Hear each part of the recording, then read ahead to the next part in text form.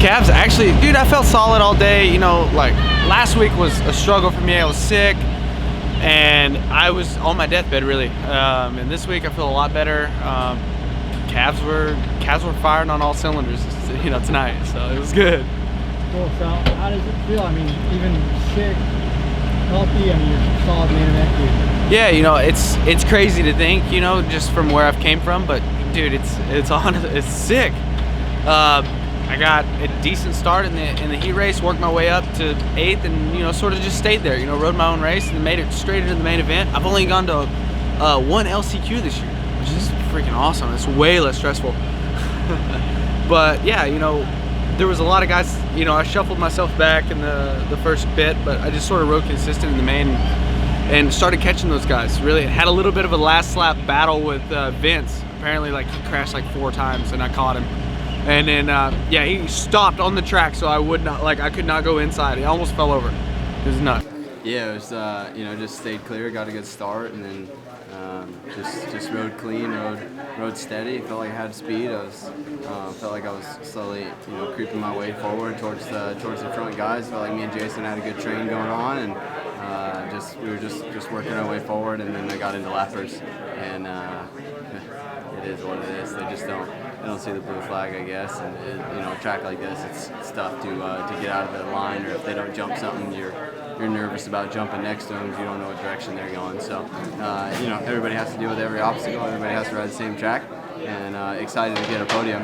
But at the same time, you know, I could taste it. It was right there, and even if I wouldn't have been able to get those guys, I would have liked to finish a little closer to them on the finish line. I think everybody will see this track and see how burly it was. Did that really play into your outdoor skill set, or not really? I think it helped being short. I know that.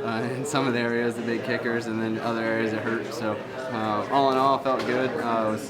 Just felt terrible in practice, terrible in qualifying, not that good in the heat race, and then pulled it out in the main. So it's all about a start nowadays and track position. The first turn and the first half a lap in the main event. It's all about just being in the top 5 and then being steady. Yeah, how was that? Probably one of the gnarliest main events that you've ever been a part of, right? Yeah, it's pretty cool because this is the kind of battles that, I mean, the fans want to see, you know? We don't want to, I mean, it's fun for me if we're out way far ahead and get the win, but I think this is exactly what the fans wanted to see, this race, and it was all in all fun, but it was dangerous, but sketchy out there, and I am not too happy that I gave it away with just a couple of turns to go, but that's part of life. We're moving in the right direction, and I hope that by the end of the year we have the championship, and we can just laugh about moments like this. How was it to keep that intensity the whole way through? Because, like, to make a small few mistakes that you did and then still bounce back from that quickly and keep going forward, and that says a lot about how quick thinking you have to be on there. Yeah, I mean, and then there were, I mean, I guess there was a key section, I think, before the whoops where they tripled on. I didn't do that anymore. I didn't even bother going out there anymore, and I probably should have to maybe get a little bit of a bigger gap, and things would have maybe turned out a lot different. But yeah, the intensity was high, but again, it wasn't as high as last week. I feel like just because the track was a lot ruddier and a lot worse. So I think everybody kind of has to slow up and just make the jumps, go through the sections. That was probably one of the gnarliest main events that I can remember in quite some time. Yeah. How was it from your perspective? It was a blur. That whole main event was insane.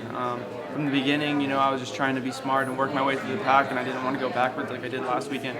Last weekend I felt like I was riding good, just wasn't really panning out for me, and I was psyched to be able to, you know, come out of the gate pretty good because I didn't really have the best gate pick. I think I had the 11th gate pick, you know, after the heat race, and my day wasn't going that good. So to turn it around and get that main event win is unreal, and our battle was unreal, and it was cool to be a part of it.